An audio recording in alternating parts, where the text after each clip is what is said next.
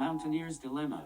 I think pretty girls want to be looked at because I think I am pretty too these days, and I want to be looked at by other pretty people. The stares of the ugly confuse me. I have no idea what they're looking at, because if I see a woman I really want to look at, I always turn away, because what am I looking at besides something I can never have? A gigantic waste of present time, which is all I have until the end. Those true beauties are like eclipses, putting a halt on everything familiar, bending light around an obstacle I have no idea how to interpret. They confuse me, frustrate me, thwart me in advance, but I cannot forget them. The 4 women I have seen in real life who are simply of a different species, of a different order or genus or phylum. The women that make me feel like an animal by comparison, who strike me more like earthquakes than sunshine, whose hips move like tectonic plates, who waft past like acts of God and don't fill me with hate, with anger or jealousy, but awe is what I'm struck by, not by Cupid's arrow. Because what is the point in loving a mountain forming?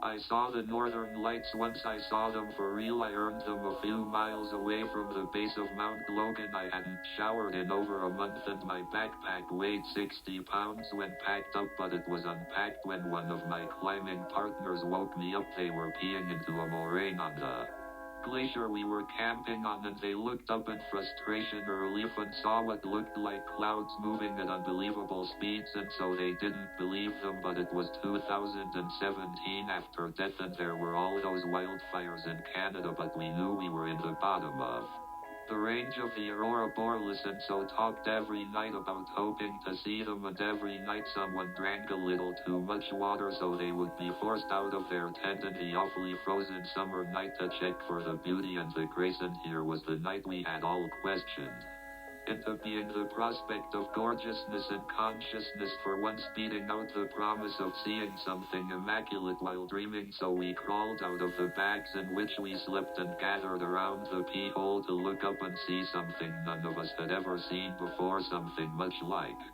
love that cannot be described to someone else who has never been underneath its spell before. The disappointment was that great as any heartbreak, the crushing weight of lofty promises and expectations crashing down around you in the cold, the pressure of wasted precious time with miles and miles of icy hiking to do tomorrow, just to have seen something, just to have seen something else in the cold when it's warm in the tent. And maybe there's a novelty in seeing real, shimmering something that would be beyond a caveman's capacity for belief, that would drive a Cro-Magnon crazy. But with all the oversaturated pornography, natural and otherwise, that permeates our lives, I felt nothing looking up at those honest-to-God northern lights.